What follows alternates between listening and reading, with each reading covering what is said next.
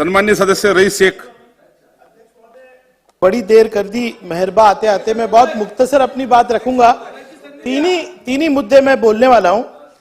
अध्यक्ष महोदय, आज जब मैं बोल रहा हूं तो भिवंडी शहर के अंदर भिवंडी इंग्लिश हाई स्कूल का पोर्शन एक गिर गया और 300 बच्चे जो है आज ऐसे कगार पे खड़े कि उनके पास कल से स्कूल नहीं होगा।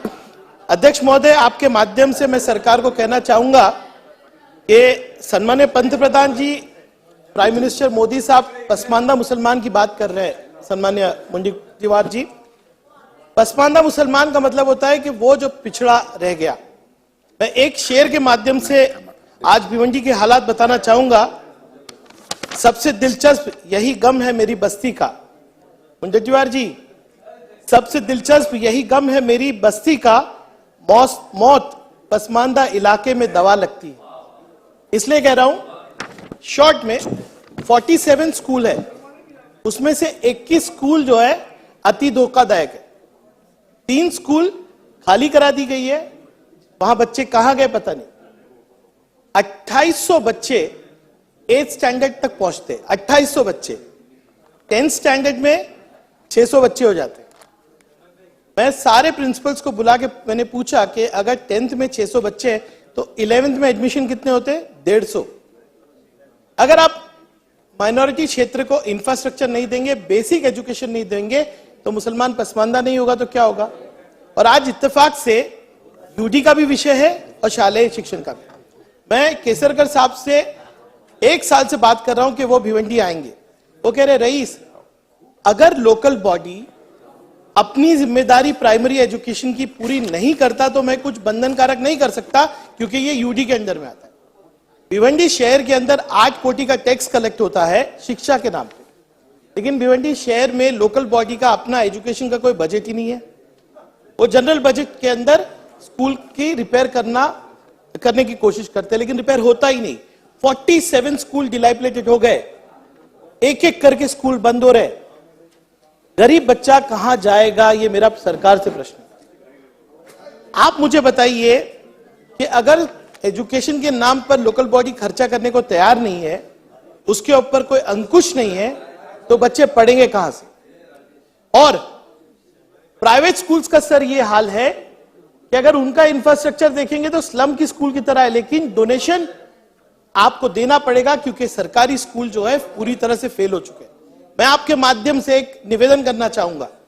मैंने सम्मानीय उप मुख्यमंत्री देवेंद्र फडणवीस जी से मुलाकात की जिस दिन वो डीसीएम बने, और मुझे बहुत कहते हुए खुशी होती कि उन्होंने बोला, रईस तेरी बात बहुत सही है, सबसे पहले हम फंड देंगे तो स्कूल के रिपेयर के लिए देंगे। लेकिन 1 साल हो गया है, उसका मैं पाठ पुरावा कर रहा हूं। फाइल सीएम साहब के पास है।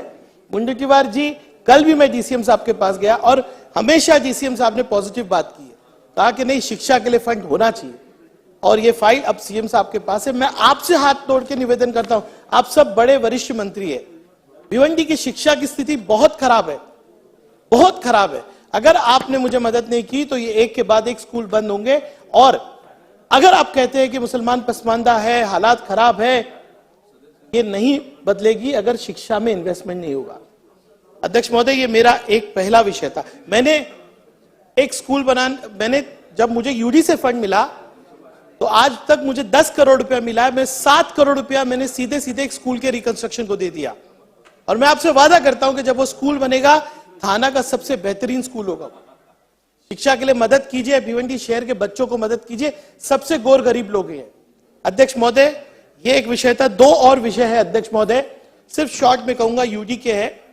2020 में मैं 19 में आमदार बना, 20 में हमने एक विषय लिया था, स्वर्गीय मीनाताई ठाकरे ऑडिटोरियम, जो एक ही ऑडिटोरियम है भिवंडी शहर के अंदर।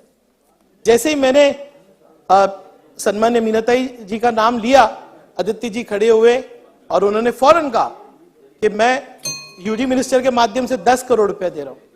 आज तक उसका काम भी नहीं शुरू हुआ। अध्यक्ष महोदय, अब तो कम से कम जिस विचारों की सरकार आई है, उस सरकार ने ध्यान देके इस ऑडिटोरियम के लिए फंड देना। और एक और मुद्दा है, सन्मान्य बंसोड़ जी यहीं पे ही है कहीं, मंत्री महोदय वहां बैठे, बहुत उम्मीद है आपसे।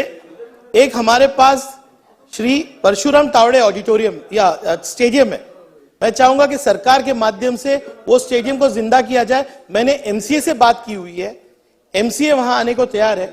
आपकी मदद लगेगी मंत्री महोदय, आपकी मदद लगेगी और ये स्टेडियम हम डेवलप करना चाहते हैं। मेरे तीन ही मुद्दे अध्यक्ष महोदय थे, आपने बोलने का मौका दिया, धन्यवाद।